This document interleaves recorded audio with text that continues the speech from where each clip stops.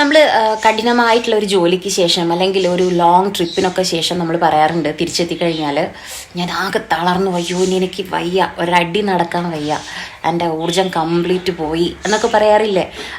അപ്പം അതായത് നമ്മൾ ക്ഷീണിതയാണ് അല്ലെങ്കിൽ ക്ഷീണിതനാണ് എന്നുള്ളൊരു അവസ്ഥ കാണിക്കാൻ വേണ്ടിയിട്ടാണ്. അത് പല രീതിയിൽ നമുക്ക് പറയാം. അപ്പോൾ അതിന് പറ്റിയിട്ടുള്ള കുറച്ച് ഫ്രേസസ് ആണ് നമ്മൾ ഇന്ന് നോക്കാൻ പോകുന്നത്. അതിലാദ്യത്തേതാണ് എക്സോസ്റ്റഡ്.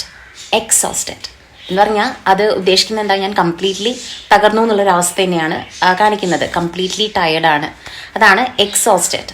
ഓക്കെ, അപ്പോൾ നമുക്കത് വെച്ചിട്ടൊരു എക്സാമ്പിൾ നോക്കാം. ആയിട്ട് ഞാൻ പറയാണ്, ഞാൻ ആകെ തളർന്നിരിക്കുകയാണ്, ഇന്ന് എന്നെ കൊണ്ട് കുക്ക് ചെയ്യാനൊന്നും വയ്യ, ഇന്ന് രാത്രി എനിക്ക് ഫുഡ് ഉണ്ടാക്കാനൊന്നും വയ്യ, ബിക്കോസ് ഞാൻ അത്രയും തളർന്നിരിക്കുകയാണ്. ഓക്കെ, അപ്പോൾ അതാണ് നമ്മൾ പറയാൻ പോകുന്നത്. എങ്ങനെ പറയാം നമുക്ക് പറയാം, I am too exhausted to cook dinner tonight എന്ന് പറയാം. I am too exhausted to cook dinner tonight. അതായത് എന്നെ കൊണ്ട് ഫുഡ് ഉണ്ടാക്കാനൊന്നും വയ്യടോ, ഞാൻ ആകെ തളർന്നിരിക്കുക. അപ്പം എന്താ യൂസ് ചെയ്യണ്ടേ?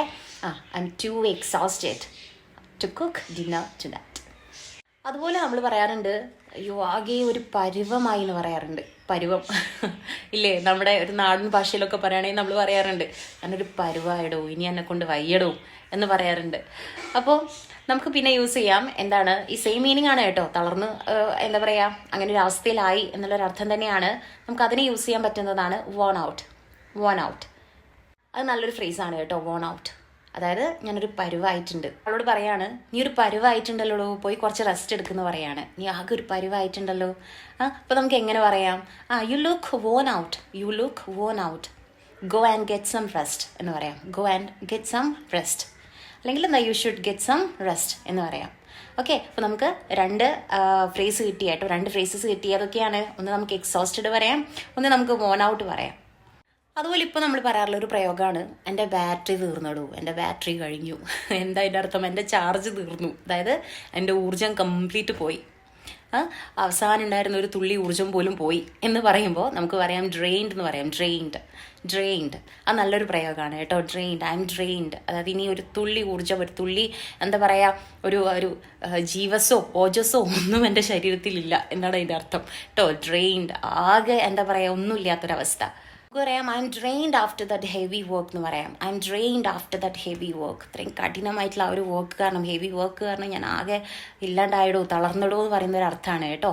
I M drained after that heavy work എന്ന് പറയാം. I M drained after that heavy work. ഇനി നമുക്ക് യൂസ് ചെയ്യാൻ പറ്റുന്ന വേറൊരു വേർഡാണ് സ്പെൻഡ്. അത് മാത്രമേ ഉള്ളൂ കേട്ടോ, സ്പെൻഡ്. എന്താ സ്പെൻഡ് എന്ന് വെച്ചാൽ SPEND. എന്താ അതിൻ്റെ അർത്ഥം? ചിലവാക്കുക അല്ലേ. അപ്പോൾ SPENT എന്ന് വെച്ചാൽ എന്താ, അതിൻ്റെ പാസ്റ്റ്, അതായത് ചിലവായി. അതന്നെ ഉദ്ദേശിക്കണേ, നമ്മുടെ ശരീരത്തിലുള്ള ആ ഒരു ഊർജ്ജം കംപ്ലീറ്റ് എന്തായി, ചിലവായി. അതന്നെ ഉദ്ദേശിക്കണേ കേട്ടോ. സ്പെൻഡ്, അത് ഈസിയാണ് ഓർത്ത് വെക്കാൻ, പക്ഷെ നല്ലൊരു യൂസേജ് കൂടിയാണ്.